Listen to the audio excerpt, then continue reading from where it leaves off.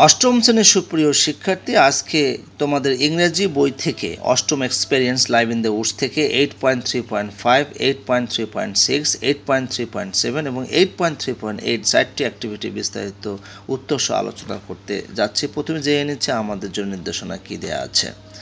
নিচের নোটটি পড়ো এবং দলে বা জোড়ায় কবিতাটিতে ব্যবহৃত মেটাফরগুলো চিহ্নিত করো। অষ্টম শ্রেণীর সুপ্রিয় শিক্ষার্থী, আমরা এখন মেটাফর সম্পর্কে বিস্তারিত শিখব এবং জানব, ঠিক আছে? তো হোয়াট ইজ মেটাফর, এটা কিন্তু অনেকগুলো ভিডিও আলোচনা অলরেডি হয়ে গেছে এটা সম্পর্কে। তারপরেও এখানে যেহেতু তোমাদের টেক্সট বুকে দেওয়া আছে যে হোয়াট ইজ মেটাফর, এটা সম্পর্কে আমরা আরও জানব যে it is a powerful tool in language and can help learners better understand complex ideas and express damsels more creatively. এটা হচ্ছে একটা শক্তিশালী টুল ভাষার মধ্যে, এবং যেটা শিক্ষার্থীদের ভালোভাবে জটিল যে ধারণাগুলো আছে সেগুলো বুঝতে সাহায্য করে আর তাদের নিজেদেরকে আরও বেশি সৃজনশীল করে তোলে। A metaphor is a figure of speech use to describe something by comparing it to something else. একটা মেটাফর হচ্ছে সেই ধরনের ফিগার অফ স্পিচ, একটা ভাষা যেটা আসলে কোনো কিছুর সাথে কোনো কিছুর তুলনা করা হয়। Unlike similes which use like as or as to make a comparison, metaphors state that one thing is another. তো সিমিলির মতো কিন্তু এখানে লাইক as বা as to ব্যবহার করা হয় না তুলনা করার জন্য। তবে মেটাফোর যেটা করে সেটা হচ্ছে একটা জিনিসের সাথে আরেকটা জিনিস কিন্তু উপস্থাপন করে। For example, life is a journey, যেমন যদি বলা হয় যে জীবন হচ্ছে একটা জার্নি, এটা কিন্তু একটা মেটাফোর। এখানে কিন্তু বলা হয়নি life is like a journey, no. তো এখানেও কিন্তু কম্পেয়ার করা হয়েছে, that compares life to a journey, অর্থাৎ জীবনটাকে একটা জার্নির সাথে তুলনা করা হয়েছে। In metaphor we compare the two things that may not have anything in common. তো মেটাফোরের মধ্যে দুটো জিনিসকে আমরা তুলনা করব, তবে সেটা কিন্তু সাধারণভাবে তুলনা নয়। কারণ তোমরা এখানে দেখতে পাচ্ছ লাইফ একটা জীবন, জার্নি কিন্তু আর একটা, দুটা টপিকস দুই রকম, এটার মধ্যে কিন্তু কমন না, কমন জিনিসের মধ্যে কিন্তু তুলনা হচ্ছে না। In other words, the metaphor can help create a more vivid and meaningful image in the reader's mind by comparing two things that are not usually associated with each other. যে অন্য কথায় বলবো যে মেটাফর একটা পাঠকদের মনে দুটো জিনিস তুলনা করার মাধ্যমে পাঠকদের মনে একটা স্পষ্ট অর্থপূর্ণ ইমেজ সৃষ্টি করতে সাহায্য করে, যেটা একে অপরের সাথে সম্পর্কিত থাকে। This comparison can help to convey complex ideas in a simple and interesting way. এই যে তুলনাটা, এটা কিন্তু একটা সাধারণ উপায়ে, সাধারণভাবে আর মজাদার উপায়ে একটা জটিল ধারণাকে বুঝতে সাহায্য করে। For example, the classroom was a zoo is a metaphor that compares a classroom to a zoo. এখানে বলা হচ্ছে যে এই শ্রেণী কক্ষটি চিড়িয়াখানা ছিল, এটা কিন্তু একটা মেটাফোর। এখন এখানে কিন্তু ক্লাসরুমকে একটা জু অর্থাৎ চিড়িয়াখানার সাথে তুলনা করা হচ্ছে। আসলে কি ক্লাসরুমটা কি জু একটা? অফকোর্স নট, অবশ্যই নয়। তাহলে এখানে কি বলা হচ্ছে? Here readers understand that the classroom was chaotic and noisy. তো এখানে পাঠক আসলে বুঝবে যে শ্রেণী কক্ষটা ছিল আসলে খ্যাওটিক, মানে খুবই গোলমালপূর্ণ, আর কি ছিল? নয়েজি ছিল, বিশৃঙ্খলাপূর্ণ ছিল। He has a heart of stone, যে তার পাথরের একটা হৃদয় আছে। This metaphor compare someone's emotional state to an inanimate object. তো এখন যখন বলা হলো যে একটা লোকে পাথরের হার্ট আছে বা হৃদয় আছে, আসলে কি তার হার্টটা কি আসলে পাথর? না, আসলে না। এখানে একটা মানুষের যে আবেগপূর্ণ স্টেট, যে একটা ধরন, সেটাকে কিন্তু তুলনা করা হয়েছে একটা প্রাণহীন অবজেক্টের সাথে। It suggest that they are unfeeling or cold hearted. তো এইটা যেটা বোঝাচ্ছে যে এগুলো হচ্ছে অনুভূতিহীন এবং নির্মম হৃদয়ের। যখন বলা হবে যে হি has a heart of stone, মানে হচ্ছে ওই ব্যক্তিটা ভিতরে কোনো ফিলিংস কাজ করে না, মানে অনুভূতিহীন। আর কি বলা হচ্ছে? কোল্ড হার্টেড, নির্মম হৃদয়ের মানুষ। She was a ray of sunshine on a cloud day. এখানে বলা হচ্ছে যে একটা মেঘাচ্ছন্ন দিনে সে হচ্ছে আলোকের রশ্মি, আলোকছটা। This metaphor compare someone's personality to a sunny day. তো এই যে মেটাফোরটা, এই যে রূপকটা কারো ব্যক্তিত্বের সাথে একটা সানি ডে মানে একটা সূর্যময় দিন মানে একটা রৌদ্রোজ্জ্বল দিনের সাথে তার যে ব্যক্তিত্ব সেটা কিন্তু তুলনা করা হয়েছে। It suggest that the bring joy and happiness to others. এটা আসলে বোঝাচ্ছে যে এগুলো আনন্দ এবং সুখ অন্যের কাছে নিয়ে আসে বা বহন করে। Again life is a roller coaster. আবার বলা হচ্ছে জীবনটা হচ্ছে একটা রোলার কোস্টার। তো this metaphor compares life to a roller coaster ride. এই যে মেটাফোরটা জীবনটাকে একটা রোলার কোস্টারের উপরে যেরকমভাবে আরোহণ করা হয় সেটার সাথে কিন্তু তুলনা করা হচ্ছে। ইট suggest that it has ups and downs, মানে এটা কিন্তু বোঝাচ্ছে যে এটা একটা উত্থান পতন আছে and can be both exciting and scary, এবং সেটা কি হতে পারে, উভয় কিন্তু রোমাঞ্চকর এবং ভীতিকর হতে পারে। তাহলে এখানে যেটা বোঝাচ্ছে মেটাফোরে যেটা বোঝাচ্ছে এটা কিন্তু ইনার মিনিং অনুযায়ী আরেকটা বোঝানো হচ্ছে। অষ্টম শ্রেণীর সুপ্রিয় শিক্ষার্থী, এখন কবিতাটা কিন্তু আমরা অলরেডি সবাই পড়েছি। Read the poem in groups and identify metaphors used in the poem. The first one is given for you, অর্থাৎ shall I compare thee to a summer's day. এই যে কবিতাটি, এটা হচ্ছে সনেট 20 কবিতা, যেটি উইলিয়াম শেক্সপিয়ার লিখেছেন। এই কবিতাটা আমরা অলরেডি পড়েছি। এখন এই কবিতার মধ্যে কী কী মেটাফোর আছে সেগুলো আমরা এখন ফাইন্ড আউট করব। তো এখানে লাইনগুলো দিয়ে দেওয়া আছে, যেমন shall I compare thee to a summer's day, যে আমি কি তোমাকে গ্রীষ্মকালের দিনের সাথে তুলনা করতে পারি। তো এখানে কম্পেয়ারিং পার্সন বা থিং হচ্ছে দি, আর এটা মেটাফোর হচ্ছে কি সামার্স ডে। তো এটা কেন কম্পেয়ার করা হয়েছে, to compare the beauty of his beloved, তার প্রেমিকার যে সৌন্দর্য সেটাকে কিন্তু তুলনা করার জন্য ব্যবহার করা হয়েছে।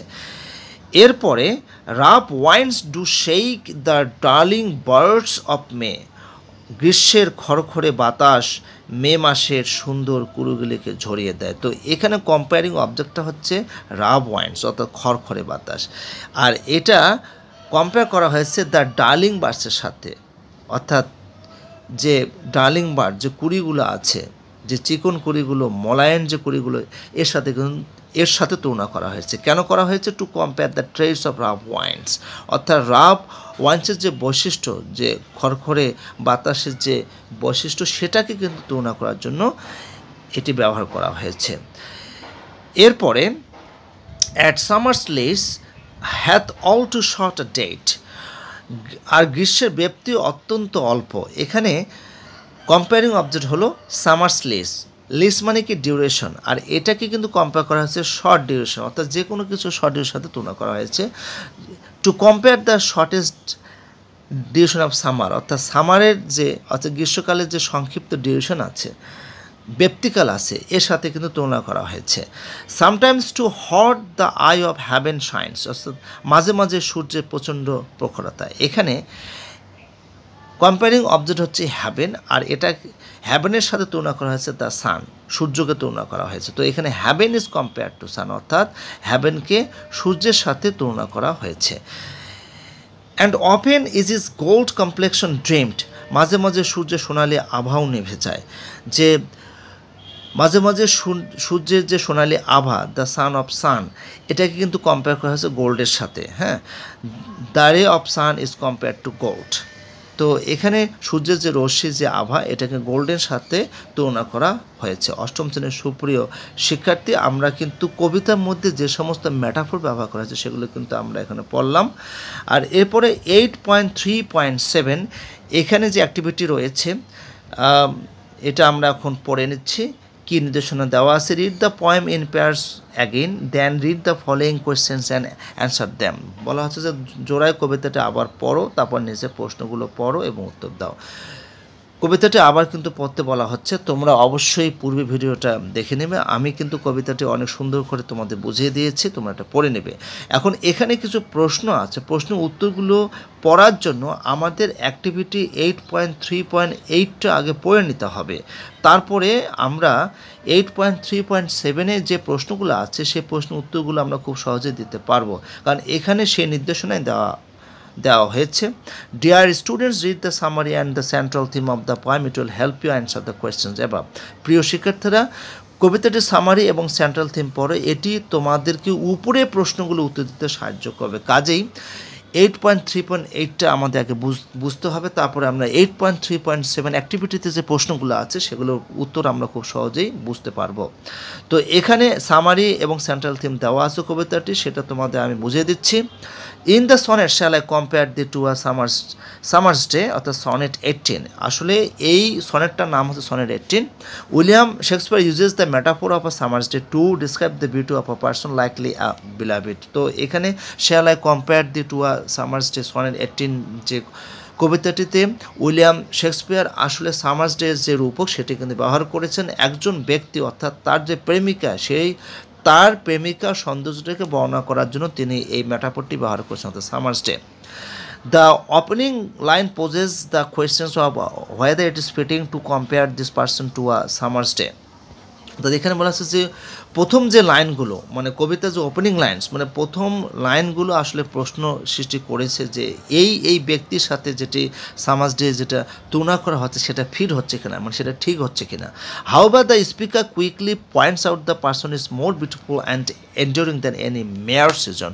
যাই হোক, এখানে কবি কিন্তু খুব দ্রুত পয়েন্টস আউট করেছেন এভাবে যে ব্যক্তিটি আসলে অনেক বেশি সুন্দর, অনেক বেশি সহনশীল যে কোনো তুচ্ছ যে কোনো ঋতুর চেয়ে।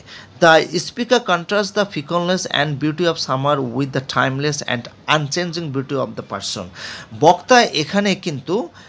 বক্তা এখানে গ্রীষ্মকালের যে পরিবর্তনশীলতা, যে সৌন্দর্য ব্যক্তিটি অর্থাৎ কবির যে প্রেমিকা রয়েছে, এই প্রেমিকার যে টাইমলেস, যে নিরন্তর এবং অপরিবর্তনশীল যে সৌন্দর্যরা রয়েছে সেটার সাথে কিন্তু তুলনা করেছেন। Then he talks about the imperfections of a summer day such as rough winds that shake the tender flowers of May and the fact that summer is fleeting.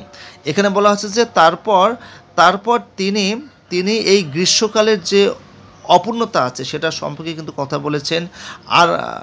আর বলেছেন যেমন হচ্ছে গ্রীষ্মকালের মানে ইমপারফেকশনটা কি, খড়খড়ে বাতাস। গ্রীষ্মকালে যে খড়খড়ে বাতাস সেটা মে মাসের যে কচি যে ফুলগুলো আছে সেগুলো কিন্তু ঝরিয়ে দেয়, আর সেই জন্যই কিন্তু এই সামারটা ফ্লিটিং মানে খুব দ্রুতই চলে যায়। Summer is characterised by rough winds and a brief bliss that comes to an end too soon. এখানে বলা হচ্ছে যে সামারকে কিন্তু এরকম কর্কশ অর্থাৎ খড়খড়ে বাতাস দ্বারা চিত্রায়িত করা হয়েছে, এবং তার যে ব্রিফ ব্লিজ এবং তার যে শর্ট যে ব্যক্তিকাল যে ডিউরেশন সেটা খুব দ্রুতই শেষ হয়ে যায়। The sun which is referred to as the eye of heaven can sometimes be too hot scorching the earth below. তো সূর্যকে যেখানে হ্যাভেনের আই বলা হয়েছে, মাঝে মধ্যে সূর্য খুব বেশি কিরণ দেয় এই পৃথিবীতে, হ্যাঁ। And even the sun's gold complexion a metaphor for its radiant appearance can be dimmed by clouds. তো সূর্যের এইরকম যে গোল্ড কমপ্লেকশন, সূর্যের যে আভা, এটাও কিন্তু ক্লাউড মানে মেঘের দ্বারা কিন্তু স্তমিত হয়ে যায়, ম্লান হয়ে যায়, বিবর্ণ হয়ে যায়, অর্থাৎ অনেক সময় দেখা যায় যে কিন্তু সূর্যকে ঢেকে ফেলে। Additionally, the poet acknowledges that all beautiful things fade over time due to chance or natural cycles. So, অতিরিক্তভাবে বলা যেতে পারে যে কবি আসলে স্বীকারোক্তি দিয়েছেন এভাবে যে সকল সুন্দর জিনিস সময়ের সাপেক্ষে, সময়ের প্রবাহের সাথে, প্রাকৃতিক নিয়মে, প্রাকৃতিক চক্রের সাথে কিন্তু শেষ হয়ে যায়। The speaker then broadens the scope of the comparison, saying that everything beautiful and fair will eventually decline and fade away, subject to the unpredictable whims of chance and nature. তো বক্তা এখানে তুলনার যে ক্ষেত্র সেটা কিন্তু বিস্তারিতভাবে এভাবে বলার চেষ্টা করছেন বা বলেছেন যে সব কিছুই পৃথিবীতে যা কিছু সুন্দর আছে এগুলো কিন্তু ইভেনচুয়ালি মানে অবশেষে নিঃশেষ হবে, শেষ হয়ে যাবে, বিবর্ণ হয়ে যাবে, কারণ সবাই প্রকৃতির নিয়মে কিন্তু বাধা রয়েছে, সাবজেক্ট টু মানে বাধা রয়েছে, আনপ্রেডিক্টেবল মানে অবিশ্বাস্য নিয়মের কাছে সবাই কিন্তু বাধা রয়েছে। However the person being described hair is different. যা হোক, এখানে এই কবিতার মধ্যে যে ব্যক্তিকে বর্ণনা করা হয়েছে অর্থাৎ কবির যে প্রেমিকা সে কিন্তু ডিফারেন্ট, সে কিন্তু আলাদা। Hence it declares that his friend's beauty will never fade nor will they be claimed by death. এখানে বলা হচ্ছে যে তাই তিনি ঘোষণা করেছেন তার যে বন্ধুর সৌন্দর্য সেটা কখনোই শেষ হবে না, এবং তার মৃত্যু এসে তাকে কিন্তু কেড়ে নিতে পারবে না, অর্থাৎ মৃত্যু কিন্তু ক্লেম করতে পারবে না, মানে তাকে কেড়ে নিতে পারবে না। Instead, the person's eternal summer will live on and be preserved in the poem's eternal lines. তার পরিবর্তে এখানে ব্যক্তিটা অর্থাৎ কবির যে প্রেমিকা যে বন্ধু এই যে ইটারনাল সামার এটা কিন্তু চিরকাল থেকে যাবে এবং সেটা কিন্তু কবিতার যে শাশ্বত লাইন আছে সেখানে সংরক্ষিত থাকবে। The final two line say that as long as people can read and appreciate the poem the person's beauty will continue to live on. তো শেষে যে দুটো লাইন কবিতার মধ্যে যে এখানে বলা হচ্ছে যে মানুষ যতদিন এই কবিতাটা পড়বে এবং কবিতাটা মূল্যায়ন করবে ততদিন ব্যক্তির যে সৌন্দর্য অর্থাৎ কবির যে প্রেমিকা কবির যে বন্ধুর যে সৌন্দর্য সেটাও কিন্তু বেঁচে থাকবে। The use of the word this is the final line refers not just to the poem but to the idea of immortalising the person's beauty in art. বলা হচ্ছে যে শেষের যে লাইন এখানে দিস যে শব্দটা ব্যবহার করা হয়েছে এটা দ্বারা বোঝাচ্ছে শুধু কবিতাটাকেই বোঝাচ্ছে না, এটার দ্বারা ওই ব্যক্তি অর্থাৎ কবির যে প্রেমিকা যে বন্ধুর যে সৌন্দর্য সেটাকে কিন্তু একটা অমরত্ব করার ধারণা এখানে কিন্তু বোঝাচ্ছে। Das the poem itself becomes a metaphor for the poet's love and admiration for the person and an eternal tribute to his friend's beauty। তো এভাবে কবি মানে এই কবিতাটা নিজেই একটা আসলে মেটাফোরে একটা রূপকে পরিণত হয়েছে। কবির ভালোবাসা এবং যে প্রশংসা যে ব্যক্তির প্রতি করেছেন অর্থাৎ তার যে বন্ধু এবং প্রেমিকা প্রতি করেছেন এবং তার বন্ধুর সৌন্দর্যের একটা শাশ্বত কিন্তু তিনি জয়গান এই কবিতার মধ্যে গেয়েছেন। অষ্টম শ্রেণীর সুপ্রিয় শিক্ষার্থী, আমরা কিন্তু পুরো কবিতাটার সামারি এবং সেন্ট্রাল থিম পড়ে নিলাম। এখন 8.3.7-এ যে প্রশ্নগুলো আছে সেগুলো বুঝতে কিন্তু সুবিধা হবে।